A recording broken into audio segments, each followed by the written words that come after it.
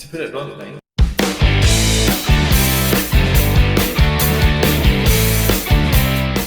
Hey everyone, what's going on? This is To Put It Bluntly, the podcast with myself, Cameron Keywood, and I just had to check earlier that he is indeed real. It's the Wobbly Gamer.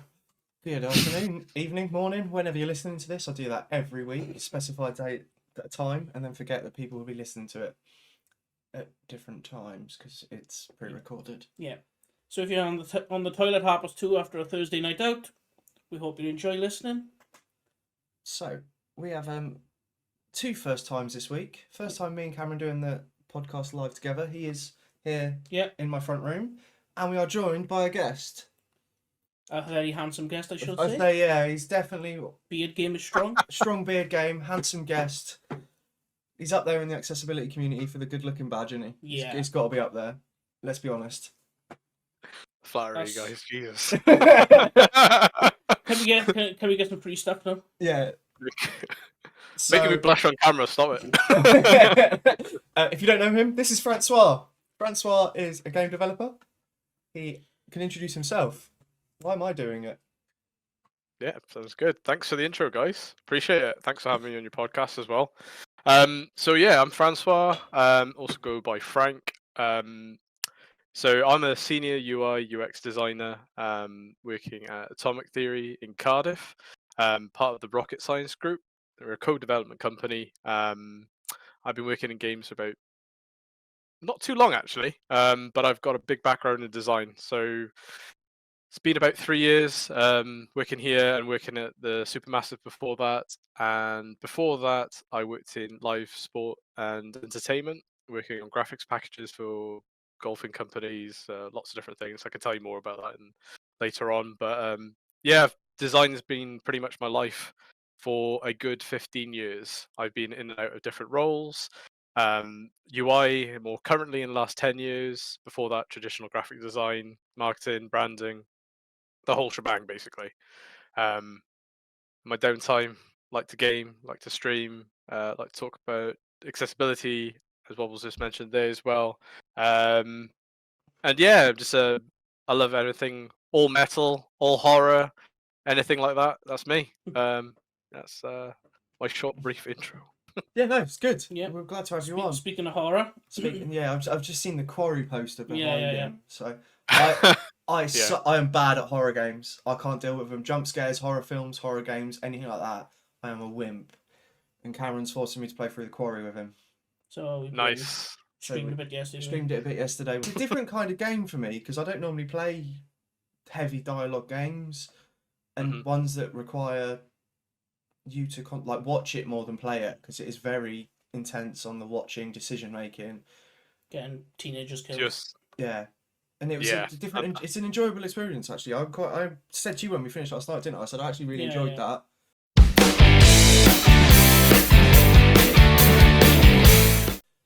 Coming out of Cologne, Gamescom. Quite a few announcements. Yeah, there's definitely games announced. There was some games announced, lots of goings on. Kind of a point. We had some accessibility stuff come out of Xbox. Yeah, it was actually a really solid week. joystick. Yeah. That was really interesting. But so, did you catch any of them opening night live, Francois? I saw a little bit. I actually had my monitors like streaming whilst watching it at the same time. We did the same whilst thing. getting destroyed on a game. Yeah, it was pretty good. Some of the announcements though. What was your main takeaways? What did you see in that you saw? Borderlands, you were thinking. So Borderlands for me. Yeah. Borderlands has been a game series.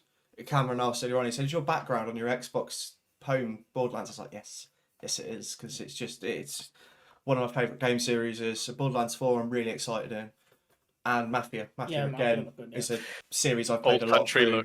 Old Country looks amazing, and I was a bit worried because with Mathew 3 they kind of hit the 80s, 70s, 80s, didn't they? Yeah, it was like so I was worried that they were going to try and go try and take a step forward in time. Yeah. And then I think it would lose a lot of the aesthetics that I like from the Hangar 13 games. Yeah. And the environment design, the game design, the level design is brilliant, and they really capture the world amazingly in the first 3 Matthews. Yeah. And I was worried if they stepped forwards into the future, not future, but into our time, or trying to get more relevant, they'd lose that side of it. Imagine Mathew in there. Yeah, so when I saw that it was Sicilian and like old school Italian Mathew, I was like, Yeah. yeah, that's right up my street. I like the key art of like the gun in like the lemon crate, all the lemons. The lemon crate. Yeah, Like the sawn off one. Yeah.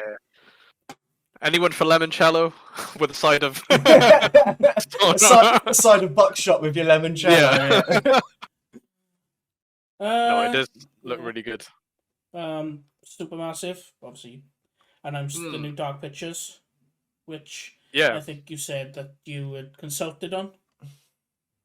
So I was working on another project which I can't go into, but alongside that I did help with some of the parts on there during its early pre-production phase, which was really cool because you got to see a lot of that happening. And my kind of jam is looking at more the visual design of things as well, like more from an overview point. So it was nice to help discuss, talk with the team, mainly art direction as well, and just really like kind of give a vision for what that might look like in that kind of setting. Especially very sci-fi. It's something I really like doing anyway, so it was a really cool thing to be part of, really, to just see what the feelers are for that kind of thing. But yeah, it was really exciting because unfortunately I left after like that obviously released, but I know a lot of people at that company, and they've done some really fantastic things trying to pull that through, getting through the trailer, and it's coming out next year. It's a great team as well, so really looking forward to it, and I think it's going to be a great one. It's basically moving on to like the season 2 aspect of the Dark Pictures, and it's looking visually stunning from that trailer. So yeah, really looking forward to it. Lots of rounds. Also, we got Little Nightmares 3, which is not Dark Pictures, Supermassive Games as well. They took on that franchise as well. Yeah, I like the look of that. Yeah, and they did. I think they won a few awards, which was really cool. At Gamescom, they won some visual and art awards. So kudos to the team on that, because they've done also a fantastic job on that. Yeah, it's quite competition nowadays with like. So talking about like your design, UI, UX. So what are some like UI, UX designs in games you thought this can't be topped, or it's like the cream of the crop? Cream of the crop. Yeah, not that you've worked. Well, you could have worked on them. The ones. Oh no. I get what you mean. Yeah, like kind of things like you really think like wow, in terms of like how it looks. Yeah. I won't do like the obvious one that everyone does, and then it's just Dead Space. But that is up there with like visuals, UI, diegetic UI. So I kind of did, but I'm gonna segue into another one. I would say there's a lot around the narrative bases, like the Quarry, like you've mentioned there, like some of the horror games. But Halo has been a big franchise for me. I would say I've gone from playing that on Xbox all the way up to Infinity or Infinite, and it's been. I'm looking at some of the work that the team did on that, and it's more like the visual designs. I will go into like more UI and layout, but visual design, HUD systems, and the reticles, the responsive reticles on the latest Halo is incredible. Like they had a team, I believe, and I've seen some of the stuff on ArtStation, and I want to say it's from, and I've forgotten his first name, but it's Christie, I believe. He's like a principal visual designer at Bungie, and I believe him and his team worked on some like amazing things for that. Like the reticle design, how it like scopes in, depending if you're charging it or if it's like just about to release like the heavy pulse rifle action. I think stuff like that is really great in games because Bungie do it really well, because they do it. Destiny as well does it really well. Bungie do really good HUDs, UIs. I think just in general. I think. Yeah, absolutely. Like the visual design is like awesome. It's really on point. Yeah, so more like sci-fi games, that kind of thing. Like communicating a lot of language on screen is quite hard. Some of the FPS games as well recently are pretty good, I would say. Like I quite like, even though the game probably didn't do so well as it ought to, I quite like the Battlefield games. They were quite Yeah. good. I think some of the communication on screen is pretty hard to commute all the different areas. But I remember playing Battlefield 1 and absolutely loving that design, the aesthetic and the time scale. Yeah. And just the clean cut graphics with it as well, especially like games like Conquest and Rush. Yeah, so hopefully it answers your questions. A bit of different things, Yeah, that's basically, good. like Yeah. It's nice to a have a bit mix variety. between Like, horror, sci-fi, yeah. FPS. I've Yeah. got some of my favourite menus are the Jedi Fallen Order game. Yeah, Oh, I was thinking. The good survival I can't as believe well. I didn't even say that. Yeah, that's up Yeah. there. It's just the menus are clean, they look amazing, they just transition well, and the artwork is amazing. Yeah, I'm gonna big up Jordan and his team for that. Yeah, that's his name, Absolutely. Jordan. Yeah, Jordan, yeah, twin brother of the Quiff. yeah. I've seen some. If you met him, I can't remember if you met him, and I haven't met him, but we just have some banter on. yeah, about I've seen it. quite similar. Yeah, So this Yeah. Jordan DeVries. yeah, Yeah, that's the Jordan one. DeVries. Yeah. Mhm. Just for people who may not know, just Yeah. and an So yeah, oracle of explaining things. but yeah, Gamescom's been quite a good week. The accessibility controller, the Xbox. Oh yeah. Yeah, we've had that, and obviously the BioWave. BioWave The came out in BioWave, the yeah. same 24 hours, didn't it? You got to have hands on with that, didn't you? Yeah, but nothing about us when we did that event in London, hosted by the amazing Molly. Nice. Little Motac, yeah, I was blown away by the Yeah. Proteus. I think the BioWave, it's just incredible. It looks Configurations like on the it. configurations are Yeah. unreal. And what I said to them was as well is when you're a gamer, you turn up with disabled gamer, you turn up to events or like you sleep over at your mate's house, and you have to bring out this massive bit of kit, plonk it somewhere, Yeah. and you stand out. But with that controller, you can pull it out of a bag. It looks cool. It's Yeah. got the LED. It's got the RGB, which ticks every gamer's box. Let's be honest. And, and it's something that other kids are going to go, "Oh my god, that's amazing!"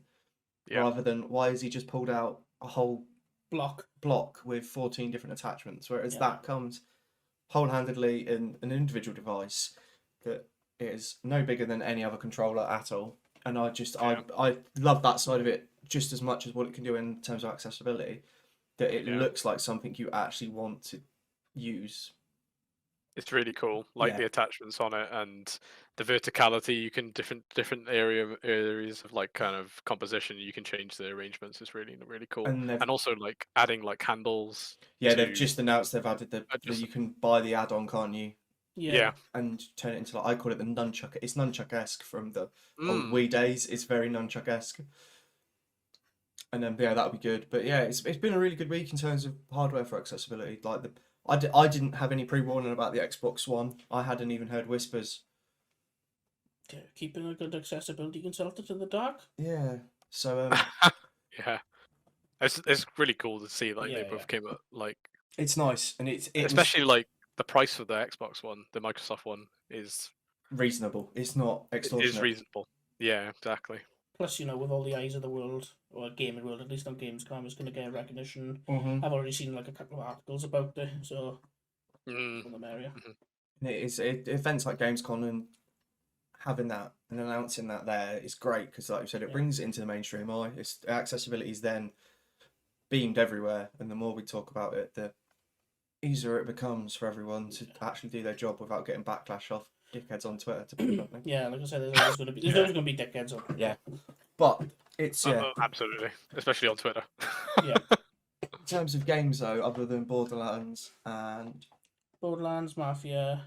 Indiana Jones coming because you're a PlayStation. Yeah, I was so, very shocked about that. Yeah, I was quite happy with that, to be fair, because it was something I was looking forward to. I was going to watch a Let's Play, maybe a certain wobbly gamer player. But now I can play it by myself, just a bit later.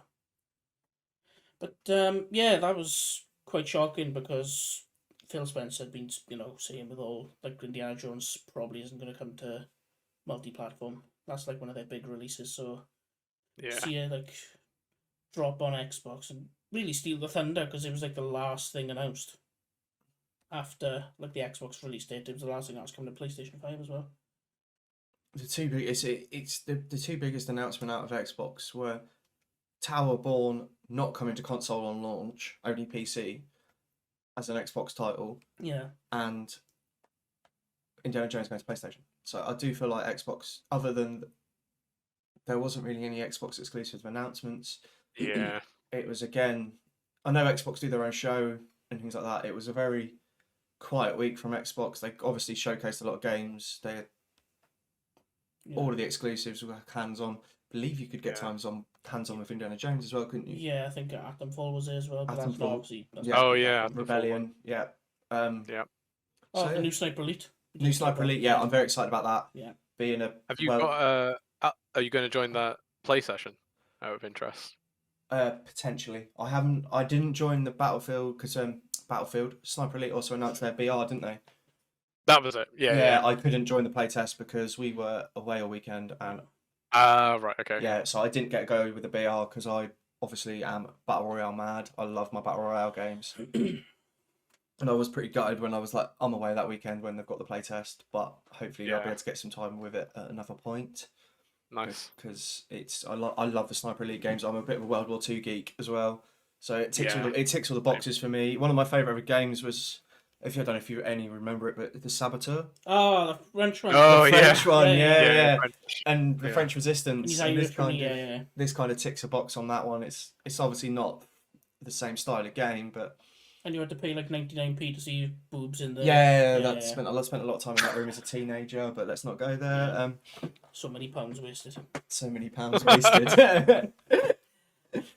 Yeah, that was I don't know who made that. I think it might be Pandemic. I can't remember who made it. I can't remember it. But I did enjoy that game. I didn't get through it all, but I have got it. Gamescom looked good. Xbox, obviously, again, Brandon Cole really stepping up the accessibility of the booths and making sure. Janissary was there doing audio description and guidance. So it was they Xbox again setting the bar for events accessibility. It's got to be said. They nail it every time now. And PlayStation, like obviously they took a bit longer to do the access controller, but Xbox ahead of the curve on that. Sure. It's good that everyone's doing it. Nintendo. Yeah, let's not mention Nintendo. Right, let's switch from this topic. Yeah, let's swiftly moving on. Sorry. Okay. I'll leave that joke at the door. So we mentioned briefly earlier on about your kind of accessibility role, Francois. It's I don't think it's an official role, is it? No, it's not. In terms of like, carry on. You go first. it tends to be a lot of people you meet early on in their accessibility career inside the games industry do it as a side bit. It's not a dedicated role. It's I've got an hour spare here. If I've got an hour spare here, I'm going to look into the accessibility of something, and it's very much what I've learned from meeting most game devs that end up in an accessibility role. They start doing it like you're doing it. So how did you end up with an interest in the field? It's actually a super interesting one because it goes back to like my web dev days, early like responsive design for web designs and app development. So as I've moved in from more like a graphic design role into UI, it's always been, I would say it's paired with my role to be always thinking about the end user anyway. And more so say as I know it's for like other parts of like game development, but UI is pivotal for the communication for people to interact with the game. So the understanding, and that's why my kind of title, you see people who have dedicated UI designers or tech designers or UX designers and UI artists, etc. Depends on the size of the company, essentially. As most, small teams or like medium teams, they kind of bundle the titles because if you have an interest in it and you want to learn about it and study aspects of it, having more like awareness of it and just learning about it through talking to people, big communication, going to conferences, learning about it on from courses, is something which I would hope more companies promote, and as not everyone does it, but I think that's been the main thing for me. Is just like I'm quite what's the word I'm looking for? Forward in that thinking. I just really like to just put myself forward with all of that. Yeah. If I feel, and also I'm quite want to the best out of certain products, and also I get on with people and I want to like learn more from them as well. And I think I'm just the word I'm looking for is passionate about it, really. Yeah. So if I see something which is not being pushed or like championing, such as accessibility, then I will do my best to do that, because I believe in the cause for it, and obviously learning more about it and speaking to more people about it raises awareness, increases the more education in the game development area as well. I learned so much from GA Conf when I went there in London this year. Got to meet yourselves, which was great, and took away and shared it with the team. So I think that's what it's been about, and I took away a lot from say Joseph's talk and also Carrie's talk about there's an accessibility. How do you become a champion? Well, you just do it. You just become a champion. You raise awareness doing it. And I think it's important, and it's like a pivotal role for people in like kind of like area design. It's like you should be thinking about this. You can't just make design for the sake of making design. It has to have a purpose. Has to have a functionality. Has to work not just for you but for the many. And yeah, and that's kind of like where I've come into it. Is more about the educational side of it. Just seeing how I can improve the way I am as a designer, not just this is a certain menu type and this is a UI, but why is it? What's the UX behind it? How does that interact like on lots of different areas for like different cognitive impairments or that kind of thing? So, and how do we treat that, and how do we make the UX suit the purpose? So I don't know. Fit form functionality, essentially. Developed last year. Chloe Patricia Hodson did a talk, and she's an accessibility researcher and a game developer, and they are an amazing person. And they did a talk about UX at Develop, and it was advertised as a talk about UX and UI. But what it was it brought a lot of people into the room that didn't know anything about accessibility. And they sat there, and Chloe went, and by the way, if you're working in UX and you're not doing accessibility, or if you're working in UX or UI and you're not doing accessibility, you're not actually doing your job properly. And half the room knew what she was going to say, and half the room were accessibility advocates, accessibility specialists, accessibility game devs. And we were just sat in the corner smiling as the other half of the room that were UX and UI devs that didn't do anything for accessibility went, ooh, and you just felt, And it was one of I was just sat in the corner fist pumping like, go on, Chloe. I couldn't agree more. It's like from that, so if you can like talk about it at least, or invoke that into your pipeline from an early start is essential, I think.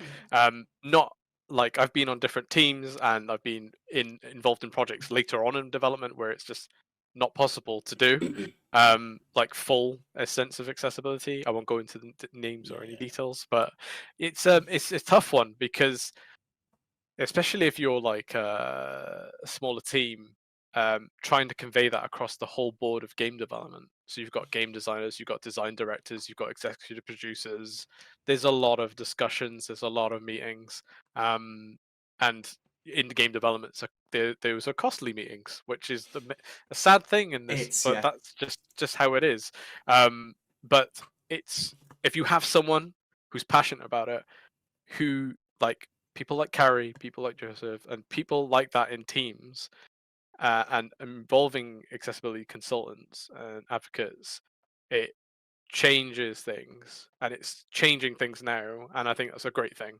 Especially in the last 5 years, it's like coming over from tech and especially live entertainment, and then now coming into games and seeing the lots of things that are happening in those two different industries. I'm like, blown away by the community. It's incredible to see, honestly. There is like highs and lows, but that's game development. That's So, 100%, and it's yeah.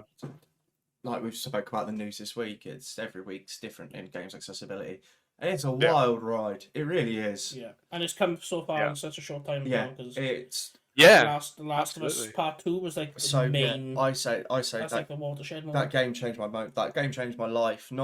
I've never played the game, honestly. Yeah. But that game changed my life because what happened is people turned around and went, "Oh God, we've now got to start actually looking at accessibility because they've done it and they've proven games developers can do it. So probably we should start doing it."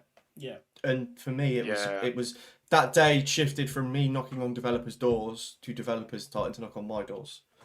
That's great. And that's like you've said, it's in the last 5 years. Yeah. And it's just transition's been crazy. Transition's been quick, and a lot of us are kind of sitting back going, we're still early days yet, and we're all. Yeah. I just like the fact that it's because of like the social engagement, it drives it. Oh, 100%. So the advocates you've got. Yeah, like yourself and like everyone in the scene. I think it's, and also working with studios more closely and studios being more open to that as well. I just I wish that would happen more in bigger studios. It does happen more than it used to, so it's it's really great to see. Yeah, my calendar can definitely tell you it's happening more than it used to. That's how I people hell say, yeah. I get I'm in like visually impaired Discord, and someone turned around the other day and was still going, well, games aren't that accessible, and I'm like, yeah, but you've got to still, there are games that are accessible, but you've also got to remember this is new. And he was like, but there's not much. How are we not seeing that much change? And I'm like, yeah, but it takes time. Yeah, like most big games are like 4-year dev cycle. Yeah, it's 4-year, 5-year dev cycle, and so it's hard. And people are, and trying as an advocate that's under NDA, you see games companies getting slagged off. Yeah, and you're like, you just want to sit there, break your NDA, message them, and go, oh, by the way, I'm working with this games company on their next 2 titles. Wait, and they are listening to you. It's just they can't announce it yet because they're not allowed to announce it. And it's really hard when you want to defend the games company. And there's a couple that I work with that are massive, and they get real bad rep for things. That's a good massive. Hey, no, I don't run super massive. But there's a games company that I work with that are huge, and they get so much slander and stuff. And I'm like, actually, they do work really well. They pay me. Yeah. They pay me on time. And so many games companies are still going, oh, do you want to do this for free for us? And I'm like, no, I can't. It's not going to work that way. You can't feed Taz with exposure. I can't feed Taz with it. I can't feed his like V-Bucks addiction on exposure, can I? But it's like, we're getting into a whole different tangent here. But it's like you've said, games companies are listening now, and it is some of the bigger ones.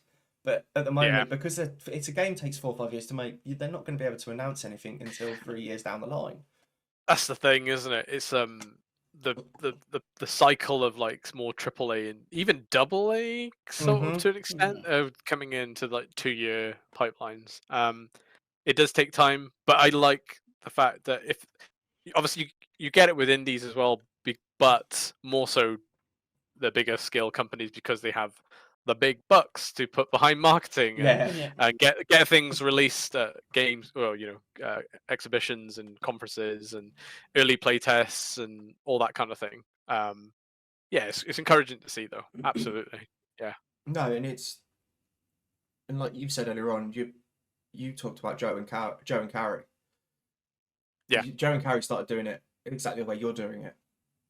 Everyone, a lot of game developers you talk to that I see talking to now, like yourself, it's 4 years down the line where you're looking, right, you're probably going to be in some kind of accessibility role because that's how every other person is like. It's like you said to me, and there's like 3 different tiers of like accessibility. There's the ones that are established. Yeah.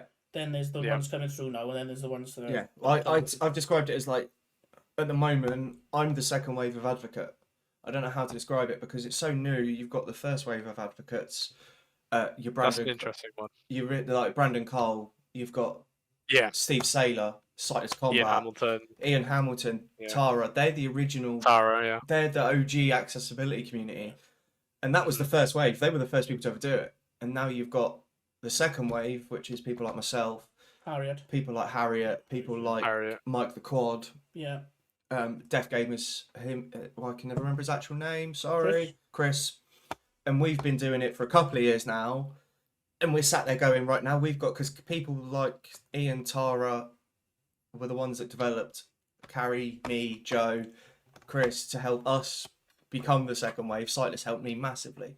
And now we're sat there going, well, we've now got to help the third wave, because we're all 5 years in the line now, and we've got the experience, and there's more demands than ever. And it's kind of like Laura McCaw's Land, Jess Malloy. Yeah. And it's like we're sat there going, right now we need to help the second wave, because we need to help the third wave, because the first wave helped us massively. And now we've got to kind of fill their shoes a little bit. Yeah. And help the next wave. It's great to see.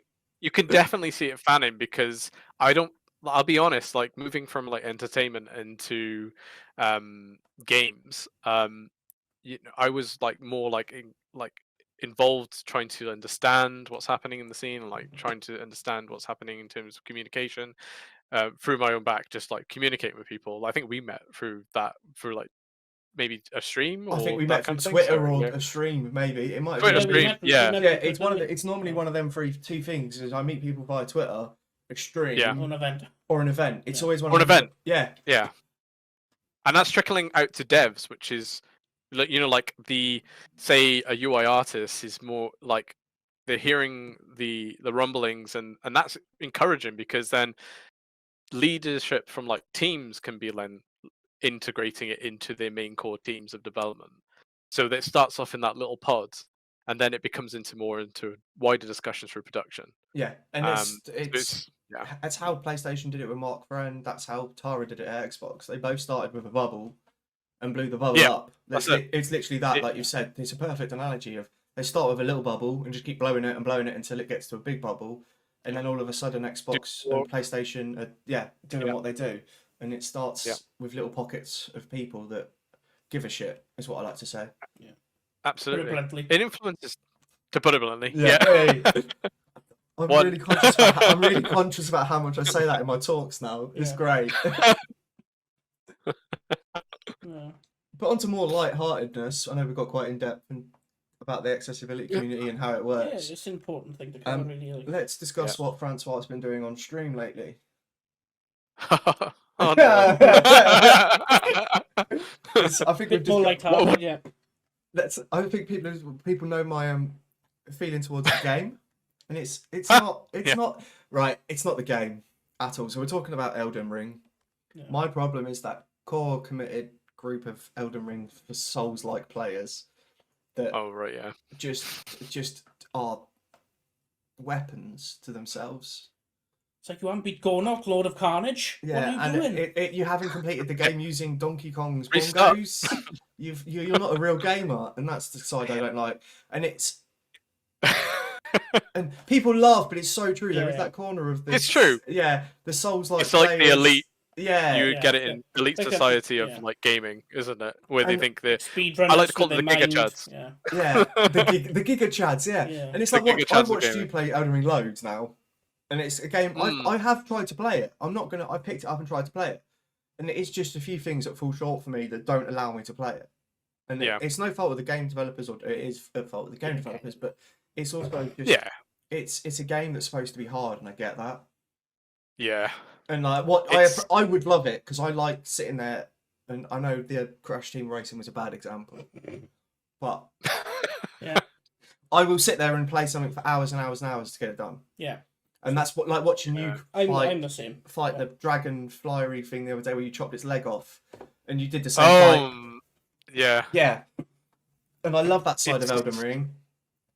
Yeah. But it is lacking I love. I think it's situational accessibility, because obviously you've got to look after Taz. Yeah, and it's like I said. I don't know if you saw the message. I saw your message in the chat the other day. I just went, go on, pause it then, and and you can't. Yeah, but it is interesting. Like the pause mechanic in that game is a item description element, apparently you go into certain thing and you press it, and there is technically you can freeze the game. But like I said, inviting people to multiplayer is like using filled fingers and stuff like that. It's honestly, I don't know if you saw the earlier parts of that stream, but I'm now 100 hours into this game, which is wild for me. Yeah. I really, really, and don't hate me, Front Software, love you guys, but I despised their games. And I've gone from like a minus. I was like a minus figures when I first played that the first week. It was unbelievable. I get it from like a usability and accessibility perspective as well, because the game it has its own play style as well, and some of the mechanics is strange to say the least.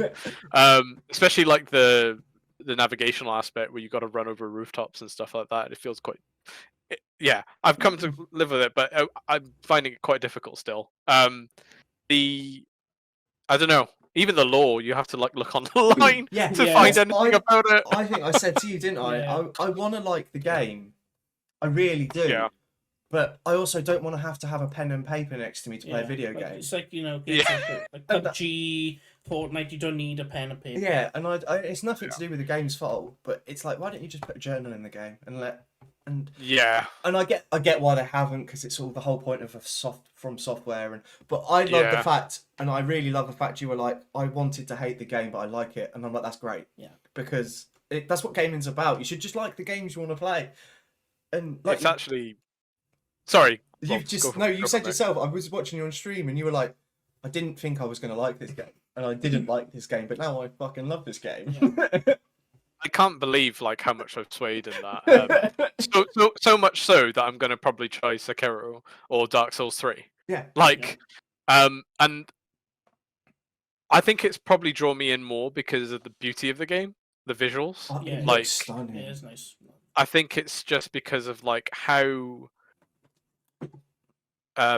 wild the character designs are and the bosses, and I like the pockets of lore which I try and piece together. It's just it's an interesting one. But yeah, I've gone from like very much negative to positive, and I would say it's actually blown my mind, and a gamer hasn't actually done that for a good 15 years, I would say. And like honestly, like God of War was probably the last one, the first one when they did the remake. Like the storytelling in that was amazing, and Last of Us. And then this one, I was like, how can a game be like this? It's brutally punishing and it hates me, but I love it. Why? So I can say it because you'll be now. I've been playing Star Wars Outlaws because I got it early through. Nice. Thank you to Ubisoft. I have to do that bit for providing code for early access, and I cannot wait to. I've been slow on playing it because I'm going to do a stream playthrough, but I've been trying not to play. Yeah, I've got to wait till the embargo's up before I play it on stream. Yeah. So I'm like, don't want to sit there and put 10 hours into it and then start it again. But I've played through the first couple of hours twice through. So just so I can really get a feel for it accessibility wise. And it's a game like that where I'm sitting there in bed at 9 o'clock going, or 10 o'clock going, could probably go play Outlaws for a couple of hours. And nice. And I haven't had, I had that with Red Dead recently, but that doesn't really count because Red Dead 2's how old now? 2018 collapsed. Yeah, so 6 years old. And I played that through on stream. And that's the first game for me for a very long, single player game for a very long time that's made me go, like you've just said, I actually want to play this game and it's wow. And that's what Outlaws has done for me. Outlaws is making me go, this game's going to be really fucking good when I get far into it and I really want to play it. I can't wait to check that stream out because I'm interested in it. As well, and just shout out to, I know Ubisoft's accessibility team's phenomenal anyway. They've fucking smashed this. Yeah. Amazing. Me and Cam were sat going through it all yesterday, and even you said awesome. It's just they've added accessibility settings. So littlest things as well. You wouldn't even, like most people wouldn't even think of. There's a card game involved, and they've got Stavak, and they've got accessibility settings for the mini game inside the card game. It goes that depth. Yeah, the display as well. So I think you can either have like a normal number 2 and number 3. You can have just like Roman numeral 2 and 3, or you can have like icons stylized like Star Wars. They've gotten everything. They've thought about, and you can see where it's. I just love that level of detail from a work line pipeline point of view. Like someone's come in into production and said to a producer, let's add this in, let's pipeline it in, and let's make sure it's cost effective as well to whatever we're working on. And I think that you said Xbox, you said Ubisoft, you said even some Bethesda, I think, does it a little bit. I think, but yeah, it's it's really good to see. Like, and I think that's what encourages devs like myself, because we can look at that game, digest it, and take things that we like to involve, which would suit our games, and also that helps us think of new ways of doing it. But once it's made, it's like you're sharing it with a wider audience in the team, and you can actually use parts which actually that would work in here and this would work in there, and I'm really influenced by that, and I think that's really encouraging. It's really good to see. It's just good. It's like you said, it's just good. It's good design. It's good practice, and and Ubisoft have come a long way. Yeah, it's the only reason I come to his house. Yeah, it's the only. I messaged him and was like, I think I'm getting Star Wars tomorrow, and he was like, I might change my train to tomorrow then. I'm on the train already. See you later. I did. Sorry, I just finished my sentence. Yeah. I had AEW in Cardiff, so I couldn't really. I did pay for the tickets. Oh, nice. Yeah, that was wrestling event, right? Is that correct? Yeah. Nice. Really good. Yeah, that's Cam's next podcast. It's going to be Body Slam Cam. He's going to talk in depth about... I love it. We need a logo for that. What's that? Needs a police officer Body Cam Slam.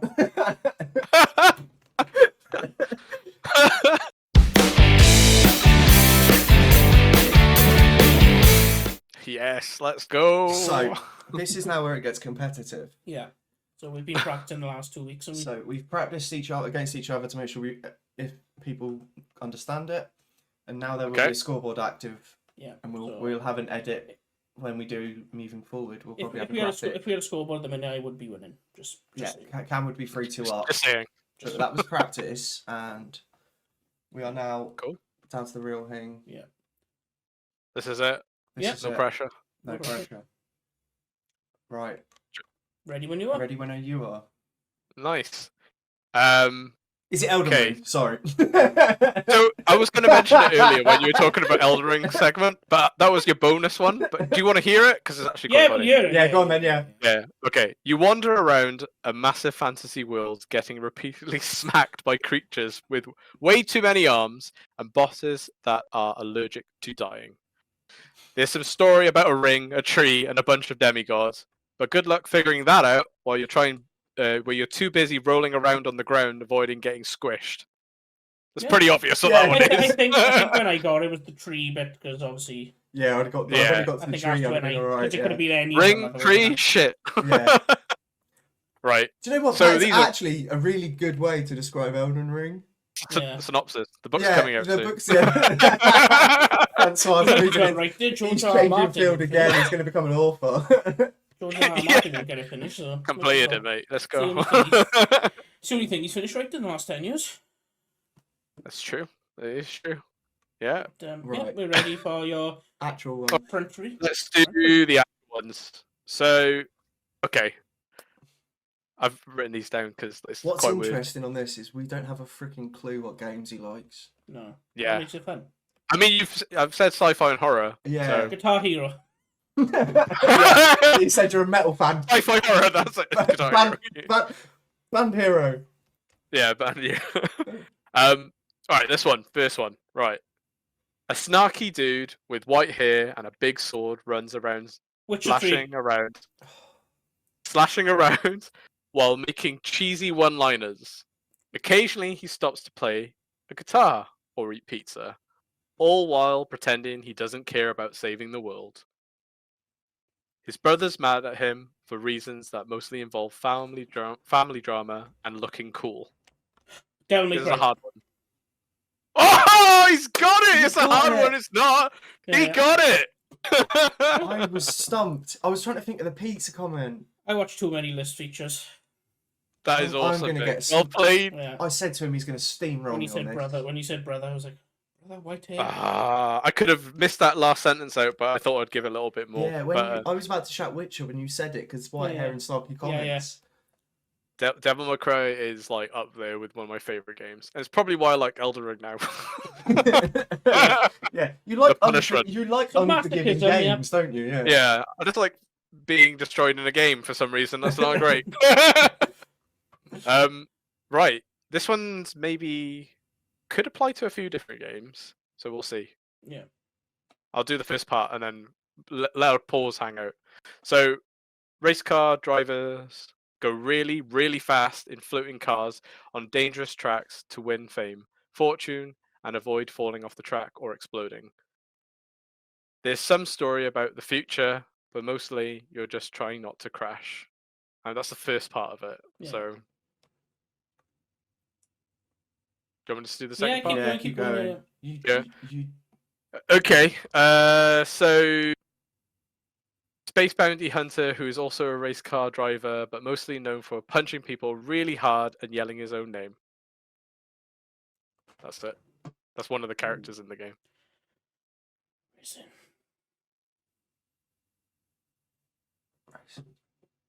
I will have to admit that some of this is pulled from the internet from other people. I'm not witty it's enough. not AI generated, is it? No. ChatGPT's got its use. Is there any more to go off? No, is it? I haven't got a clue. We both have to guess, and then if we get it wrong, we just. I was going to say pod racing to start with, the pod racing game to start with, because you said about off the ground. It's not cars, it's pod. I was like pod. So pod racing wins my first. I think thought. I got it. Is it Wipeout? It's not, but it would have been. It's close to that description. It's not Wipeout though, but that would have been a good one. Yeah. It is. It's one of my favorite games, and I could tell you what console it's on. Yeah, go on then. It's console. Yeah, go on. Or actually, should I tell you that? Okay, I will. SNES. It's not. It wasn't originally on. Oh, SNES, I'm out. That's too. I was too early doors for me. If you're older than me, you should know. They do have other games, I think, on Nintendo titles. Is it Outrun? No, Outrun was cars, wasn't it? I don't know. Yeah, we give up. Yeah, we give up. F-Zero. Zero. That's basically Falcon Punch, Captain Falcon. Yeah, that's basically pre-Wipeout before Wipeout. It's pre-Wipeout, yeah. That's why when you said it, I was like, I've got him. No. Right, so it's 1-0. Yeah, 1-0 after 2. 1-0 after 2. I mean, this could tie it. We'll also put a guest one, so then the guest can. Yeah, we'll do 1-0-1 because then the guest has got a point as well because we didn't guess it. Yeah. Oh yeah. Okay. You're probably gonna guess this, so you gotta be quick with your triggers on this. Gotta get it. Press the buzzer as soon as possible. Ready? Lock in. Space plumber gets called to fix a spaceship, but ends up fighting zombie aliens that look like Dead they Space? were put together. Is it Dead Space? Yeah, because he's an engineer. 2-0-1. 2-0-1. I'm gonna donut this. I'm gonna donut this by the end. You might get one. I got the hardest one we could possibly. You were well impressed with the Simpsons hit and run. I've set the bar high, and now I'm just gonna flop. Yeah, that was quite good. But I think Pulsar was being the best Pulsar. They were quite easy ones, apart from the F-Zero one. So yeah, I haven't got any more, unfortunately. No, that's fine. No, 3 is perfect. Yeah, that's what we said, isn't it? Yeah, 3. Yeah, 3. Yeah, 3 works. Nice. So it's 2-0-1 to the guest. Yeah. Cameron's got a 2-0 lead on me. So far. Yeah. Well. Yep. Yeah. Well, that was Guess This Mess, and we are back after a small cut there with Francois. We're going to say goodbye, and first of all, we'd like to thank Francois for coming on, joining us, being our first guest. Be the first guinea pig, yeah. We are very honoured to have you on first, and to be our guinea pig. It's probably the best looking guinea pig we could get our hands on. Yeah. He's going to go away with the biggest head. He's going to leave the room and his partner's going to be like, you're looking very confident. And he's like, I'm feeling it. Yeah. I was the first ever guest on a podcast. I was the first ever guest on a podcast, and a guy that can't see very well said I was really good looking. So, you know. I can be the guinea pig with the quiff. Yeah, seriously. Francois, thank you for being on. Yeah. No, absolute pleasure, guys. No, it's a pleasure to have you. And on that note, next to missing him, I was missing home a bit, so it's nice to have Hello Welsh on. Yeah. Oh yeah, we didn't mention. Cameron boy. Yeah, we didn't mention. I don't speak Welsh. Neither do I, mate. So The more Welsh people I meet, I discover that no one actually speaks Welsh. Nah, all you English beat it out of us. Did we? Yeah. On that note, It's the history lesson time. No. yeah, that's our next podcast. Yeah. There isn't enough podcasts out there run by two white guys, so let's add another one. Right. On that note, we will say thank you to Francois. Yep. Thank you again. And goodbye from me. Goodbye from me. And that's been To Put It Bluntly. Episode. It was announced. You get to... You get...